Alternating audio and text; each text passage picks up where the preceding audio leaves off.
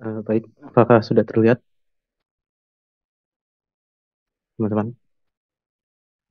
Oke, terlihat, terlihat. Oke, baik. Jadi, saya, Kelas Andrian Wisnuawan, akan presentasi tentang permutasi dan kombinasi dari kelompok tiga. Nah, dari tiga soal ini, saya akan memilih nomor dua, yaitu berapa banyak cara mengacak huruf-huruf dalam kata matematika dengan ketiga huruf A antara saling terpisah atau dalam satu deret atau satu blok. Nah,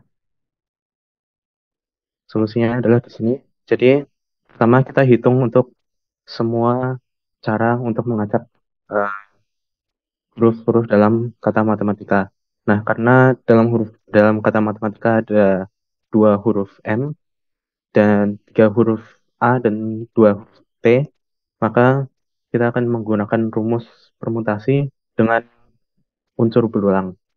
Nah, di sini jadinya 10 faktorial per 2 faktorial kali 3 faktorial kali 2 faktorial. Ketemu hasilnya yaitu sebanyak 151.200. Nah, selanjutnya akan dihitung kasus di mana eh, dua huruf A itu saling bersebelahan. Nah, dalam kasus ini kita anggap dua A itu adalah sama. Jadi satu elemen itu. Jadi dari yang 10 huruf itu, dua A itu kita anggap sebagai satu bagian saja. Maka jadi 9. Jadi 9 itu 9 faktorial. 3 faktorial karena masih ada 3 A itu yang kita bisa tukar dan tidak ada bedanya. Jadi hasilnya itu adalah 60.480. Nah, waktu kita menghitung berapa banyak kasus di mana dua huruf A itu berhimpitan, sebenarnya tiga kasus di mana tiga huruf A itu berhimpitan juga ikut terhitung. Soalnya waktu pas dua huruf A itu belahan, nah salah satu kasus waktu kita mengacak huruf-huruf yang lain, itu ada kemungkinan bahwa A yang satu lagi itu tempatnya kebetulan sebelahan dengan dua huruf A itu. Maka kita hitung kembali kasus-kasus di mana huruf A itu, ketiga huruf A itu eh, semuanya sebelahan dalam satu kelompok, itu untuk dimasukkan kembali ke dalam perhitungan. Nah, yaitu eh, dengan logika yang sama seperti sebelumnya, tiga a itu kita anggap sebagai satu elemen dalam apa ini permutasi ini. Jadi ada 8, maka 8 faktorial per 3 faktorial tetap karena A-nya jika dibalik-balik tidak. Oh, iya, itu hasilnya 6.720. Maka jika kita jumlahkan semua, eh, em, semua kasus dikurang dengan kasus yang hanya dua yang berhimpitan dan tambah kembali A yang eh, ketiganya berhimpitan. Itu hasil akhirnya adalah sebanyak 97.440. Nah, mungkin sekian untuk dari saya.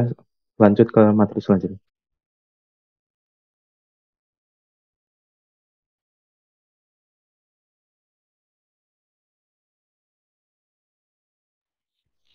Oke, di sini saya Fahmi Rizal Gunawan akan menjelaskan mengenai teorema binomial. Di sini saya akan pilih nomor satu. Jadi bilang membulatkan lebih dari sama dengan 4. Tuliskan sebuah argumentasi kombinatorial untuk memperlihatkan sigma dari K sampai K sama dengan 4 sampai N. K, N min 4 kombinasi N K dikali N plus 4 kombinasi K itu sama dengan N min K dikali 2 N min 1 kombinasi N min 1. Gini misalkan terdapat dua orang di mana N sama dengan 4 yang terdiri dari N min 4 perempuan dan N 4-nya itu adalah laki-laki. Nah, dari dua N orang itu akan dibentuk sebuah kelompok yang terdiri dari N orang. Dan salah satu laki-laki dari kelompok tersebut akan ditunjuk sebagai seorang ketua. Uh, Cara kita untuk menghitung hal tersebut bisa kita gunakan melalui dua cara. Cara pertama ini adalah penjelasan dari ruas di sebelah kiri. Nah, jadi di antara N orang yang terpilih ini, itu minimal ada 4 orang laki-laki, karena banyak perempuan adalah 4, dan maksimal dari N orang yang terpilih itu adalah uh, N laki-laki. Jadi semua laki-laki masuk ke dalam N orang itu. Nah, ini misalkan kita menyatakan banyak laki-laki di antara N orang itu, jadi nanti perempuan yang terpilih itu adalah N min orang. Nah, jadi banyak cara untuk melakukan hal tersebut itu adalah N min 4 kombinasi N min K dikali N plus 4 kombinasi K. Jadi dari N min 4 perempuan diambil N min K perempuan. Dan dari N plus 4 laki-laki yang ada kita pilih ke orang laki-laki. Kemudian dari K laki-laki yang dipilih itu salah satunya akan dipilih sebagai ketua. Dan banyak cara untuk menjadi ketua adalah K kombinasi 1 sama dengan K. Dan berdasarkan laporan kalian, cara untuk membentuk kelompok yang terdiri dari minta perempuan dan laki-laki, di mana salah satu laki-laki menjadi ketua adalah K dikali minta minta dikali N 4 kombinasi K. Nah, di awal tadi kita sudah itu sudah bahwa K yang mungkin itu adalah dari sampaian.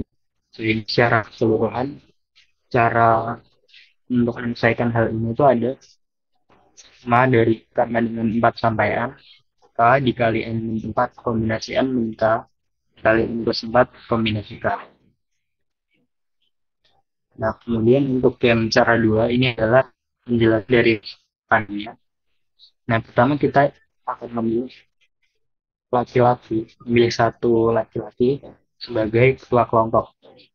Nah, karena tadi ada N plus 4 laki-laki, artinya banyak cara untuk memilih. Nah, ketuanya adalah N plus 4 kombinasi 1 sama dengan N plus 4. Nah, kemudian kita perlu melengkapi kelompok tersebut dengan memilih satu anggota dari dua N minus satu orang yang masuk. Karena tadi udah dipilih satu orang sebagai ketua. Nah, jadi cara untuk memilihnya yaitu N plus 4 dikali dua N minus satu kombinasi N minus satu. Nah, berdasarkan kedua cara di atas itu, kita tahu bahwa cara pertama itu sama dengan cara kedua. Jadi sigma dari K sama dengan 4 sampai N, K dikali N min 4 kombinasi N min K dikali N plus kombinasi K. Itu sama dengan N plus 4 dikali 2 N min 1 kombinasi N min 1. Itu bahwa sama tersebut ya. Mungkin sekian dari saya, bisa dilanjutkan ke materi selanjutnya. Terima kasih.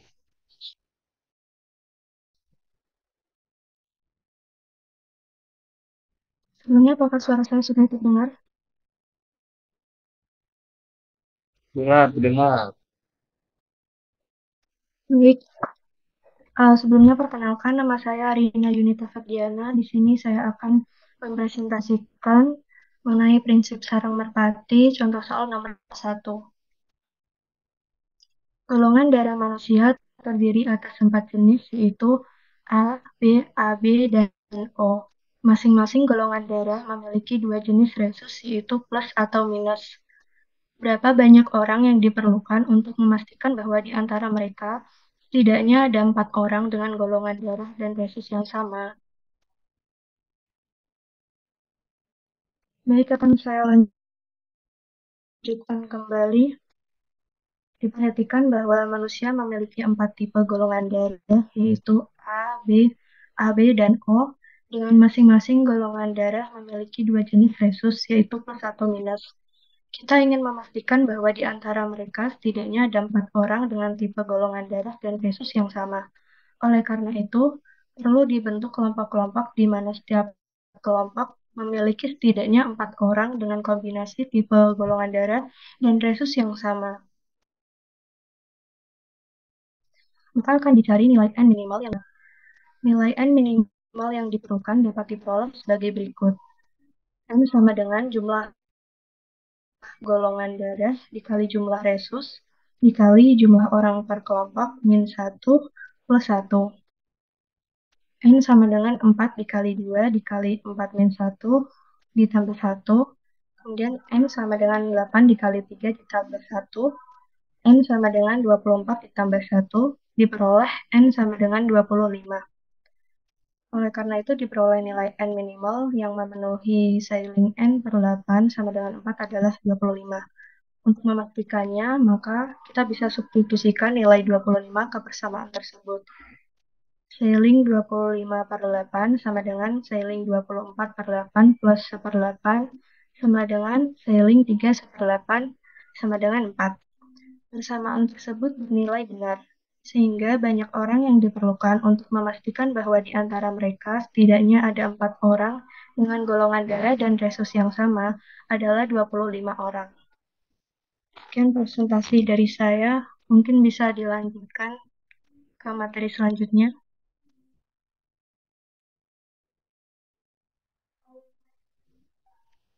Dan nama saya Yoga. Di sini saya akan mempresentasikan materi algoritma.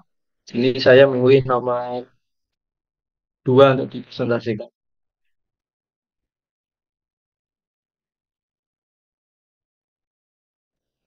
Bahwa saya yang pertama, di sini saya menggunakan program C++. Seperti biasa menggunakan library Neostring dan using namespace fvd. Di sini saya memanfaatkan eh, subprogram di C++ di mana saya mendefinisikan jika n kurang dari sama dengan 1, maka akan mengeluarkan pembagian yang salah atau return false. Di sini saya juga menggunakan tipe data equivalent untuk mendefinisikan benar atau salah. Dan untuk yang n lebih dari 1, di sini saya akan menggunakan perulangan di mana i sama dengan 2 dengan i sampai sampai dengan n kurang n min 1. Jika n atau angka tersebut dapat dibagi oleh i modulo i itu sama dengan 0, maka akan mendapat kembalian salah. Jika jika sudah mendapat kembalian salah, maka program tersebut akan selesai. Dan jika ruangan i sampai dengan n-1 itu selesai, tidak mendapatkan kembalian yang salah, maka akan mendapatkan kembalian yang benar. Benar. Kemudian saya menggunakan integer main. Di sini saya menyuruh untuk menginputkan n, dan jika subprogram tadi benar, maka akan mengeluarkan bilangan prima. Sedangkan jika tidak tidak benar, maka akan mengeluarkan bilangan prima. Sekian dari kelompok kita. Apakah ada yang perlu ditanyakan atau didiskusikan? Dari saya jelas. Siap. Terima kasih. Mungkin bisa dilanjut untuk kelompok 4. Nah.